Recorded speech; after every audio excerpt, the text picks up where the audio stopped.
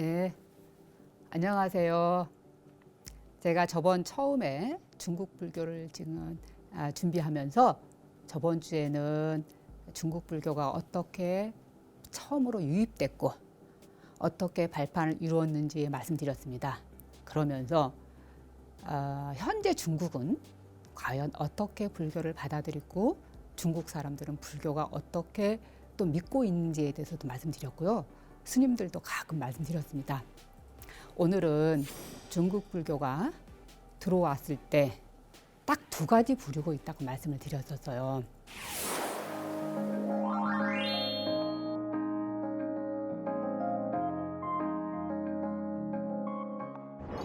역경승에 의해서, 그러니까 수많은 서역이라든가 인도에서 수많은 스님들이 들어오면서 직접 역경한 경우, 또 두 번째 케이스는 직접 중국의 스님들이 인도로 가서 아니면 서역 쪽으로 가서 수많은 경전을 가지고 오고 또 공부를 하셔서 하신 구법승을 말씀드렸습니다.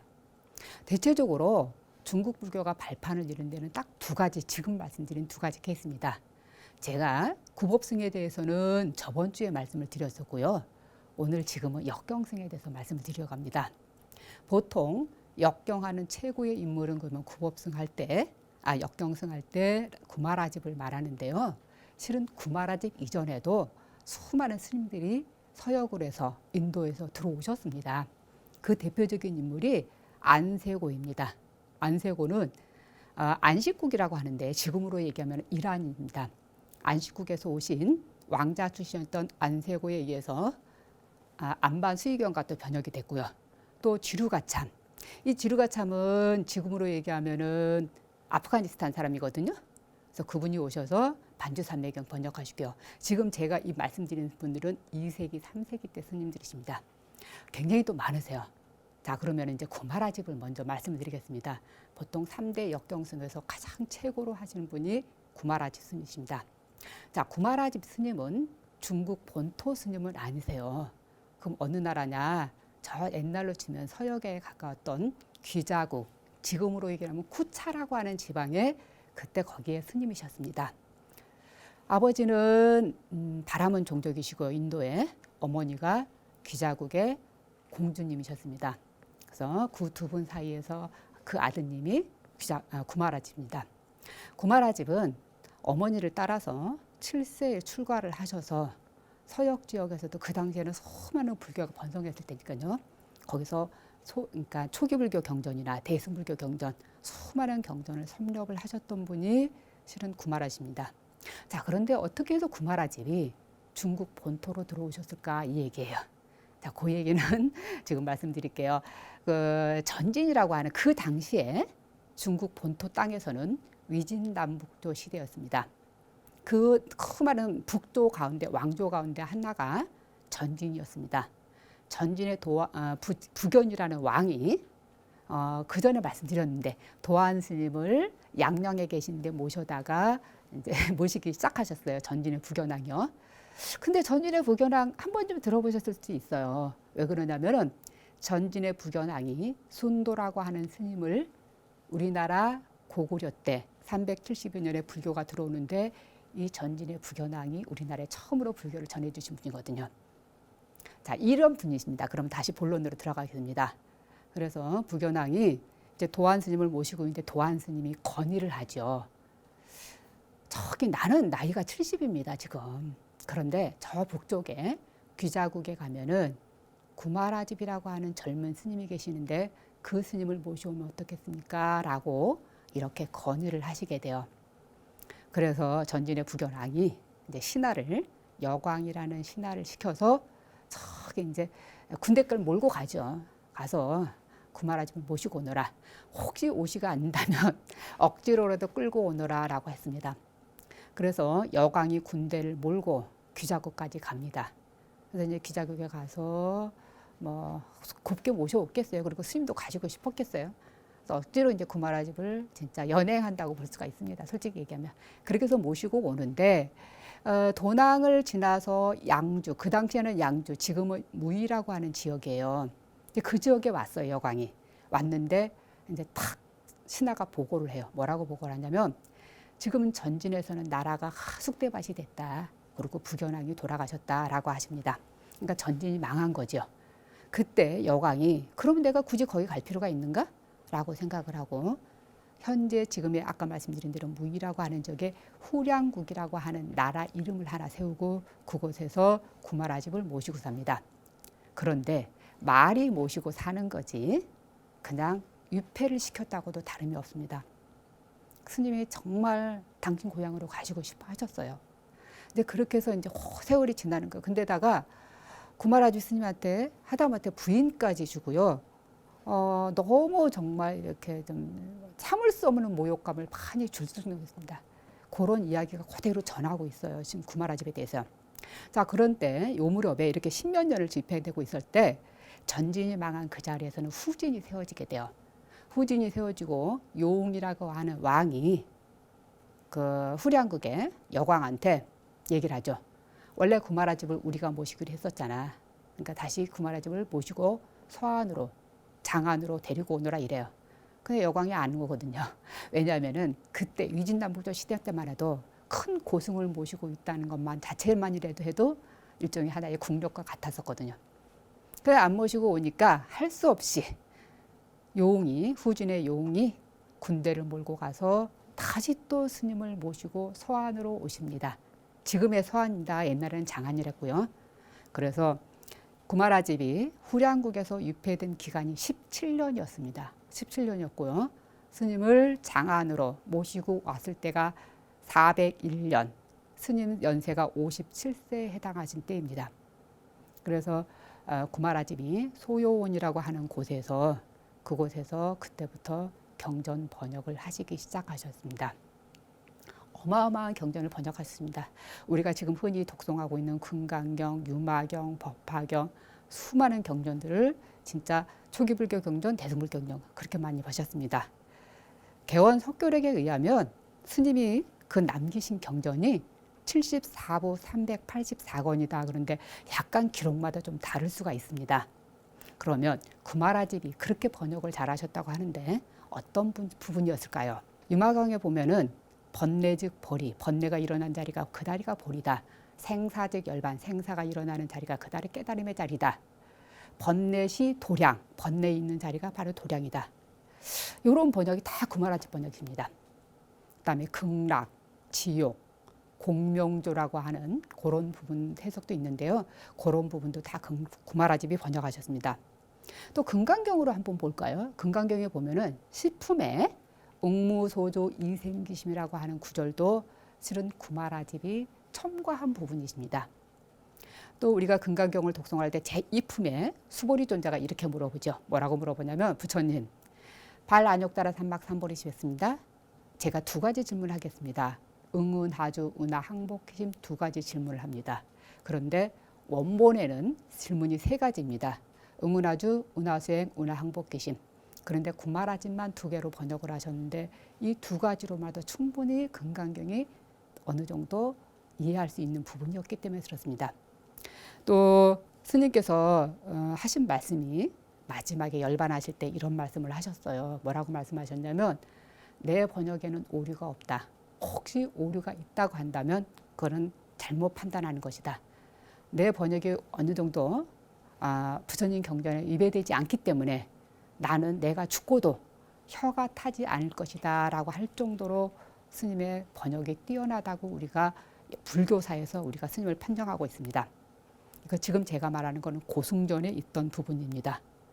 그리고요, 이 구마라집이 번역했을 때가 구마라집이 413년에 스님께서 열반하셨는데 그 이전까지가 굉장히 중국에서 불교가 아직까지는 도교적인 해석, 유교적인 해석이 많았는데 또 격의불교라고 하는데 이런 격의불교를 극복하는 그러한 근거를 삼고 있는 분이 구마라집 분이라고 볼 수가 있습니다.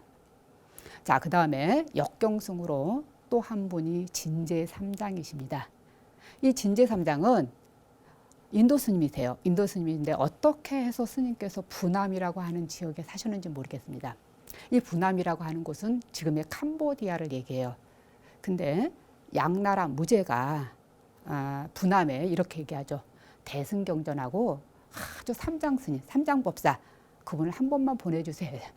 그때 이제 캄보디아에서 수많은 경전하고 스님 한 분을 보내는데 그때 보내신 분이 진제상장입니다.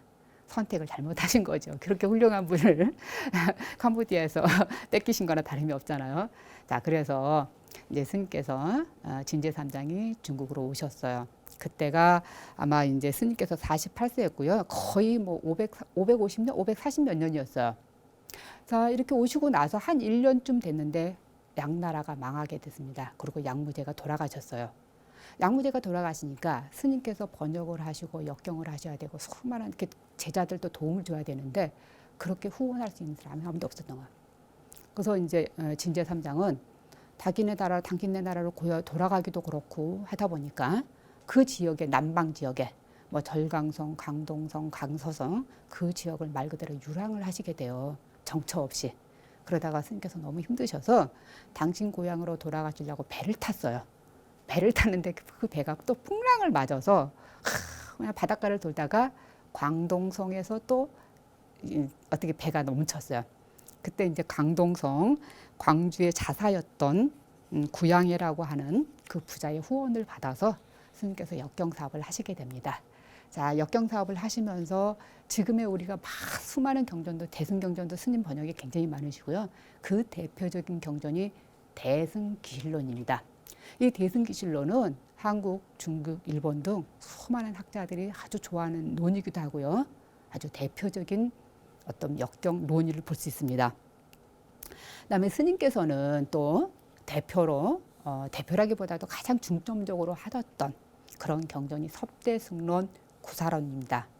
근데 제가 여기서 한번 말씀을 드릴 게 있어요. 왜 말씀드리냐면 꼭 요거 한 번쯤 우리가 귀담아 드려야 될 부분인데 인도 불교 역사를 잠깐 말씀드릴게요. AD 고 1세기, 2세기, 3세기 한 고 중반까지 용수보살이 250년 열반하셨으니까요. 고 중대까지만 해도 대승불교 초기 경전이 발달했습니다. 그 초기 불교 경전이라는 건 우리가 지금 한국에서 제일 많이 독송하는 경전들입니다. 하엄경, 법화경, 정토부 경전, 금강경, 유마경 경전입니다. 그리고 제2기 대승불교 경전은 350년에서부터 한 500년, 550, 600년까지가 발달했던 경전들이 유식계열입니다. 그 다음에 열애장 불성사상 경전입니다. 능가경도 요시대 경전입니다. 제2기 대승입니다. 그 다음에 600년 이후로 550년 이후로 600년 고무래 500년 이후로부터 밀교가 발달하면서 불교에서 거의 11세기 10일까지 밀교가 크게 발달합니다. 그래서 중국의 역경승들이 중국에서 인도에서나 서역 지역에서 중국으로 들어오신 큰 스님들을 보면은 그 시기를 보면은 그 시기가 대부분이 중국의 인도 불교 사상하고 맞물려 있습니다. 제가 지금 말씀드린 진제 3장도 지금 6세기 스님이시거든요. 그런데 그때만 해도 인도에서는 유식 계열의 경전이 수많은 경전이 발달했다고요.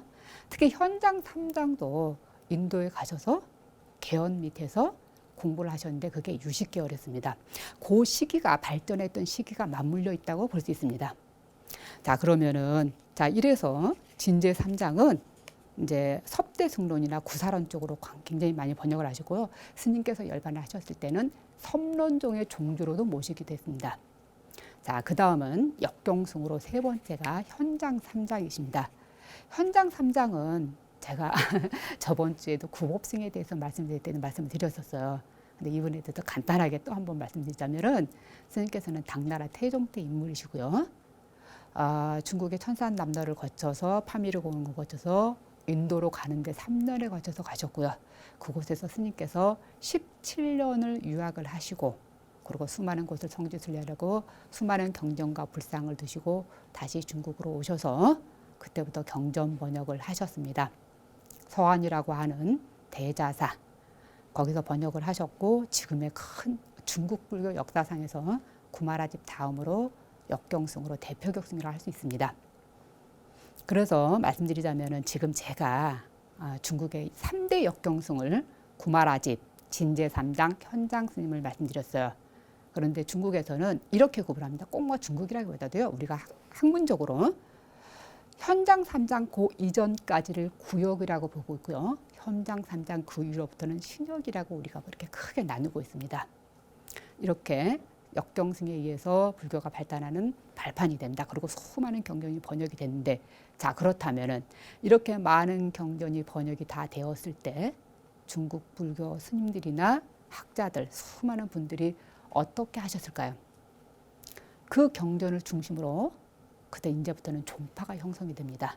자, 쉽게 얘기하면 화엄경이 번역이 됐다, 화엄종, 뭐 천태종, 뭐 법화경이 번역됐다, 법화경 이렇게요.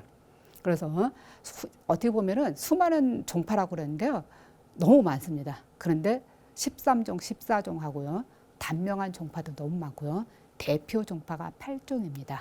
그 대표 종파가 8종인데 그 8종을 먼저 간단하게 말씀드리면 삼론종, 천태종, 화엄종, 법상종, 정토종, 밀교, 율종, 선종입니다. 그 대표 종파가 산종인데 이 부분을 좀 간단하게나마 또 말씀을 드리겠습니다. 자, 삼론종은요. 삼론종의 종조가 누굴까요? 구마라지입니다. 자, 삼론이라고 하는 것은 용수보살 저서인 중론, 백론, 십이문호입니다. 근데 이 세 개 가운데 백론은 용수보살의 제자인 제파의 저술입니다. 그래서 이 세 론이 어떻게 보면은 공사상, 반야사상, 대승불교를 총망라하는 사상이 다 들어있다고 봐도 됐습니다. 구마라집이 여러 경전을 번역하셨지만 이 삼론을 번역하는 데 가장 역점을 두셨다고 그래서 나중에 삼론종이라고 하는 종파가 형성됐을 때 삼론종의 종조를 구마라집으로 보고 있습니다. 자, 그 다음은 천태종입니다. 천태종은 우리나라도 천태종이 있어요. 근데 천태종은 중국의 천태지라고 하는 스님에 의해서 발달된 종파입니다. 자, 천태지 스님은 호북성 형주라고 하는 지역의 스님인데 출가를 일찍 하셨어요. 한 18세 정도 하셨죠. 근데 그즈에 그 무렵에 북주에서 폐불 사건이 있었어요. 그래서 이제 지혜 스님께서 너무 그런 게 힘드셔서 어디였었냐면 천태산, 절강상 천태산에서 스님께서 살기 시작하셔서 천태산에 살았기 때문에 나중에 후대 이름을 천태지라고 하는 겁니다. 제가 천태산에 가봤는데 제가 평가할 때 가장 몇 곳이 있어요. 중국 산 중에. 천태산은요. 저한테 너무 좋았어요. 어떻게 보면 평화로운 어떤 무릉도원 가는 느낌이라고 할까요? 천태산이요. 그런 기분이었습니다. 자, 그러면 말씀드리겠습니다. 자, 천태지 스님한테는 꼭 법화경을 중심으로는 하진 않으셨습니다. 스님께서는 법문을 많이 하셨어요. 특히 그 가운데 법화경을 해설하는 법화문구, 법화현의가 있습니다. 그 다음에 스님께서는 수행하는 방법을 잘 해놓은 마하지간이라고 하는 설이 있습니다. 그래서 제가 지금 말씀드린 대로 법화문구, 법화현의, 마하지간은 천태 3대부라고 말씀드릴 수가 있습니다. 그 다음에 요래서 그 천태지 스님의 사상이나 천태종을 교학과 선정의 교전 일치가 되는 나름대로 이런 의미들로도 보고 있습니다. 그런데 이 중국 불교 가운데 완전한 중국 불교로 되지는 않았어요.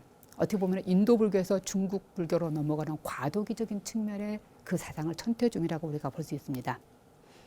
그다음에 천태지 스님은 58교로라고 해서 교상 판석을 하셨어요. 자, 교상 판석이라는 말은 부처님께서 말씀하신 일대 시교를 시기별로 그리고 중생들이 알아듣는 쪽으로 또 중생들이 어떻게 하면 이해할 수 있는 방법으로 이런 거, 그러니까 경전을 나름대로 다 정리해 놓은 거, 이걸 교상 판석이라 합니다. 오시마 한번 말씀드릴까요? 오시마 한번 이해하실 거예요. 처음에 화엄경을 부처님께서 설하셨다고 합니다. 천태지 스님 말씀이세요. 화엄경을 20일간 탁 설하니까 중생들이 너무 어려워서 못 알아들으세요. 그래서 부처님께서 안 되겠다. 아함을 설해야 되겠다. 그래서 아함경을 12년간 설하셨다고 합니다. 그러고 나서 부처님께서 방등경을 설하시고 8년을 설하셨고 그 다음에 반야부경전을 21년 설하셨고 마지막에 법화경을 8년을 설하셨다고 합니다. 이렇게 해서 천태지 스님께서 부처님의 설법을 5시로 나눴습니다. 이 5시로 나눈 것이 한참 중국에서 후대까지 이 표본을 하셨습니다. 이 표본을 본따서 교상 판석하신 분이 바로 또 규봉종밀이라고 하는 스님이시거든요. 자, 그런데 이 천태지휘 스님은요, 그 당시에 수나라 때 이렇게 크게 발전했었는데 수양제가 스님께 지자라고 하는 호를 주기도 하셨습니다. 지혜로운 자라는 뜻이거든요. 그렇게 해서 천태종이 내려왔는데 천태종이 실은 천태지휘 스님이 나 천태종 만들 거 하시지는 않으셨어요. 스님께서 열반하시고 나서 제자 관정이라고 하는 스님이 스님께서 말씀하셨던 법화문고, 법화연이, 마아지간을 다 어려 경전을 만드셨고요. 아니 경전이 아니고 스님의 법문을 말씀하셨고요. 이렇게 만들었고요. 또 천태종이라고 하는 것을 성립하는 데 요원했던 분이 천태지휘 스님의 제자인 관정이라고 하는 스님입니다. 그런데 천태종은 단멸했어요. 왜 단멸하지? 그럴 거예요. 금방 이제 아주 난이 많이 일어나고 막 전쟁이 있다 보니까 천태종 사상이 유실이 된 거예요. 그럴 때 5대 당나라가 끝나고 나서 5대인데 5대 가운데 오월이라고 하는 나라가 있었습니다. 그 오월의 충유왕이 우리나라로 치면 고려 광종한테 부탁을 해요. 우리나라에 천태종 사상이 없어졌어. 너네 나라에 있으면 혹시 전파된 게 있으면 우리 좀 갖다 주라고. 그리고 천태에 관련된 훌륭한 스님을 한 분 보내주세요 라고 하십니다. 그때 광종이 보내준 스님이 재관이라고 하는 스님이세요. 그래서 이 재관 스님이 중국에 오셔서 천태 사상을 이어주도록 한 역할을 해주신 분이 천태 재관 스님이십니다. 그리고 재관 스님이 중국에서 활동을 하시면서 천태사 교이라고 하는 저술도 남겼고요. 그 저술이 천태종 사상을 우리가 알 수 있는 아주 단서가 되기도 합니다. 자, 그러면 다음 또 보겠습니다. 이제 화엄종입니다. 화엄종은 화엄경이라고 하는 종파를 중심으로 경전을 성립을 나름대로 해서 종파가 성립된 종파입니다. 대단하죠. 화엄종도. 첫 번째는 두순 스님, 그 다음에 2조 지엄, 3조 현수법장, 4조 진관, 5조 규봉종밀이라고 하는 분에 의해서 화엄종이나 사상이나 화엄종 사상이 굉장히 잘 발달했습니다. 특히 4조 진관 스님의 경우는 스님의 선과 교우 일치를 하면서, 그리고 이 진관 스님은 어떻게 보면은 상당히 청정승려로서 그 당시 굉장히 아주 큰, 그 당시 그 황궁에서도 스님을 좋아하셨고요. 우리나라 스님도 관련되는 스님이 계시는데요. 2조 지엄 스님 문화에서 공부하셨던 의상대사입니다. 우리 의상대사 법성계 하시죠? 네, 그 의상대사입니다. 그리고 그때 의상대사가 함께 공부했던 동문 수학했던 도반이 현수법장 스님이세요. 2조 지엄 스님께서 현수법장 스님한테는 문지라고 하는 호를 주셨고요. 그 다음에 의상 스님께는 의지라고 하는 호를 준 대로, 그리고 나중에 후대에도 의상 스님하고 또 이렇게 현수법장, 3조 현수법장 스님하고 서로 왕래하는 이런 편지가 많이 오고 갔습니다. 그런 편지가 나중에 이렇게 누가 아마 이제 어떤 일로 했는지 중국의 이 골동품 시장에 또 다니다가 지금은 일본에 있는 천리대학에 이렇게 모셔져 있다고 합니다. 자, 그 다음 또 한번 보겠습니다. 이제 법상종입니다. 이 법상종은 아까 방금 말씀드렸던 현장 스님의 사상을 중분으로 종파된 종파입니다. 그런데 특히 이제 현장 스님은 60개월의 가운데 세친의 30송 이것을 다 주석을 하신 분이 호법이라고 하는 논사입니다. 이 호법 논사의 계통에서 법을 받은 개연이라고 하는 스님 아래서 공부를 하셨습니다. 그래서 이걸 굉장히 중심으로 역경을 하셨기 때문에 법상종, 60계율인 법상종의 종조를 우리가 당연히 현장법사라고 봅니다. 자, 현장법사가 열반하시고 나서요, 제자가 2대 제자가 있습니다. 그 2대 제자가 한 분은 중국 스님이셨던 규기라고 하는 스님이시고, 또 한 분은 우리나라 스님이신 신라 원측이라고 하는 스님이십니다. 원측 스님 정말 참 훌륭하시죠. 정말 어떨 때 이분에 대해서는 지금 여기서 다 말씀을 드릴 수가 없지만, 원측 스님이 아무튼 현장법사 스님 돌아가시고 나서 규기 스님 파에서 원측 스님을 2단으로 몰기도 하셨거든요. 좀 뭐 그런 있습니다. 일화가 있고요. 그 다음에 이제 규기법사 스님께서는 실은 굉장히 천재였다 그래요.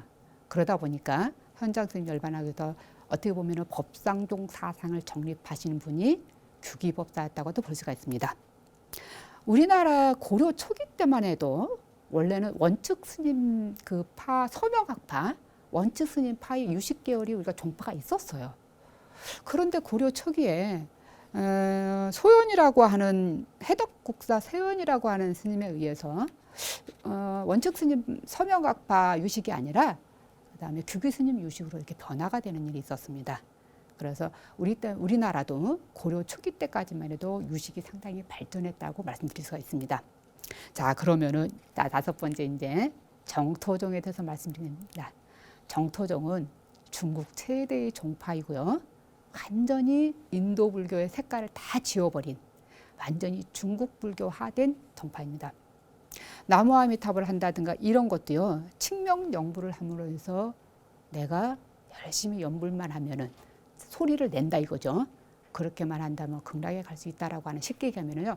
중생들한테 말법 중생이라고 하는 중생들한테 쉽게 다가갈 수 있는 사상이었다고 볼 수가 있습니다. 그래서 이제 중국 불교에서는 이렇게 얘기하죠. 삼계교하고 정토종은 완전히 중국 민중화되는 중생들을 위한 어떻게 보면 종파이다라고 또 말씀드릴 수가 있습니다. 자, 이분은 선도라고 하는 스님에 의해서 실은 정토종이 만들어졌다고 하지만 그 이전에 스님들 계세요.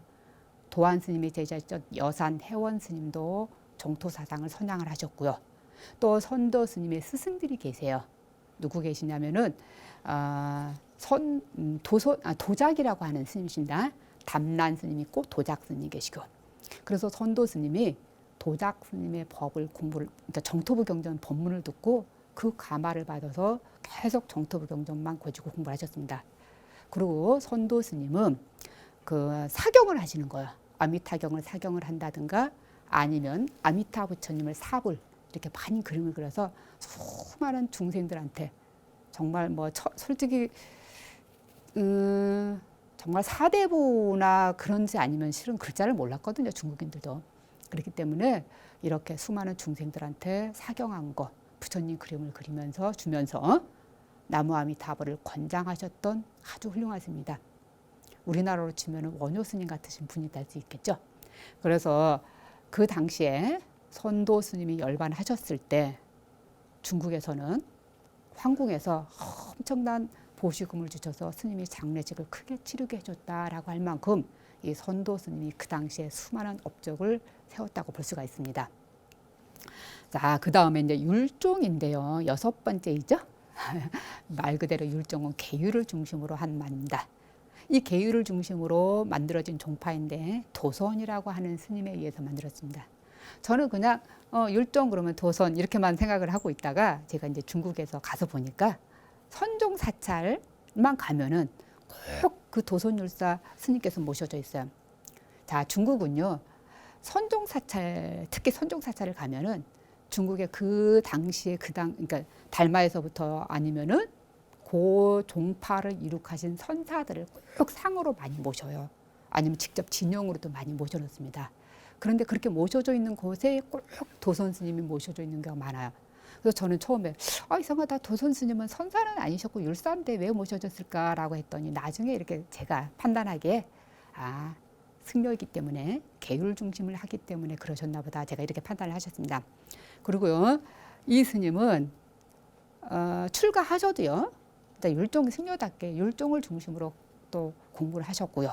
그 중심으로 많은 저서를 남기셨습니다. 스님께서 남기신 저서만 해도 35부 185권의 저서를 남기셨다고 합니다. 그리고 스님은 이제 그렇게 활동을 하실 때 현장 스님이 중국으로 들어오셔서 입국하셔서 어디서 홍복사라고 하는 데서 역경 사업을 한다라고 하고 하니까 스님께서 직접 그 밑에 가서 감문하는 그런 역할도 하셨던 것이 실은 도선 스님입니다. 그리고 도선 스님의 가장 큰 업적이 하나 있어요. 속고승전의 저자이세요. 대부분의 중국 불교나 고 무렵에 공부를 하고 논문을 쓰실 때 꼭 속고승전을 꼭 참고를 많이 하거든요. 저도 속고승전 참조를 많이 하시는데 이 속고승전의 저자이시기도 합니다. 자, 그리고 율종은요.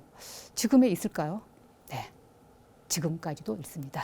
그래서 중국이 20세기 초, 20세기 초죠. 스님께서 홍일 스님이라고 하는 스님 계셨는데요. 1900년대 그 스님께서 율사여셨거든요.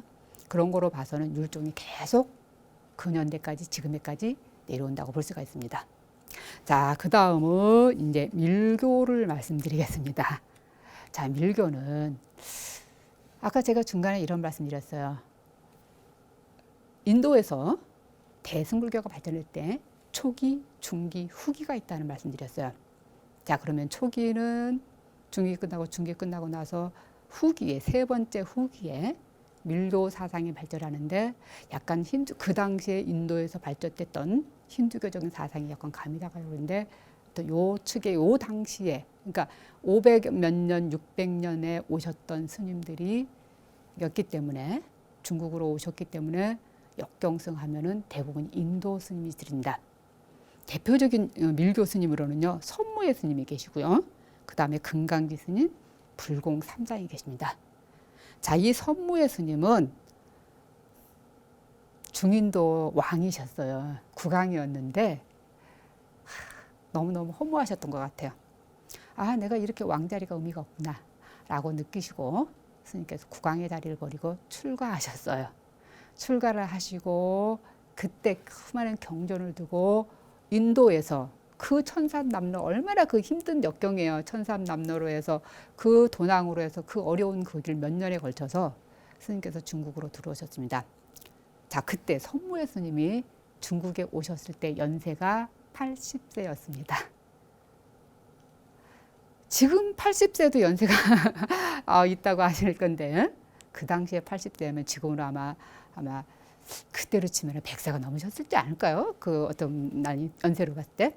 자, 그런데 그때 오셔서 실은 밀교의 번역을 하셨고요.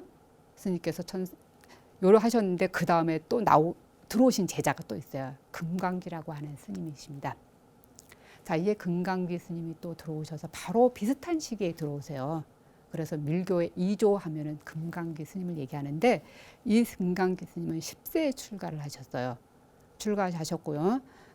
제자에는 일행이라든가 아니면은 또 그 제자의 불공 스님이라고 계시는데 이 두 스님을 모시고서 함께 제자와 더불어서 수많은 경전을 번역하셨습니다. 그리고 금강기 스님하고 또 우리나라 관련된 스님이 계세요. 해초 스님이세요. 왕호 첫축국전 쓰셨던 스님이죠. 예, 그거요.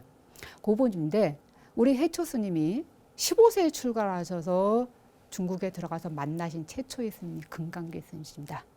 그리고 이 금강기 스님이 해초 스님이 연세가 어리시니까 이제 15세에 출가를 하셔서 19세에 스님께서 인도 여행을 가셨으니까 성지순례를 가셨으니까 그때 인도로 가서 공부를 해보면 어떻겠냐라고 권유하신 분이 이 금강기 스님이십니다.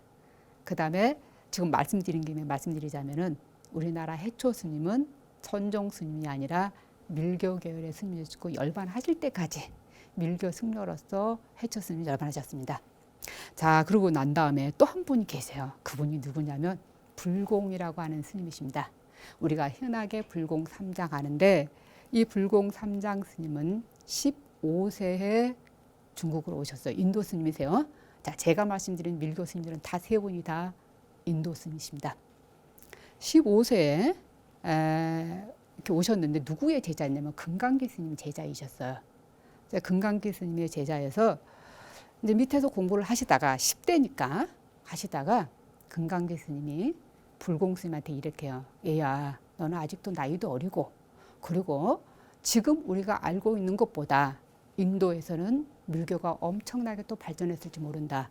너가 다시 인도로 가서 경전을 수많은 경전을 밀교 경전을 가지고 오너라 하셨습니다.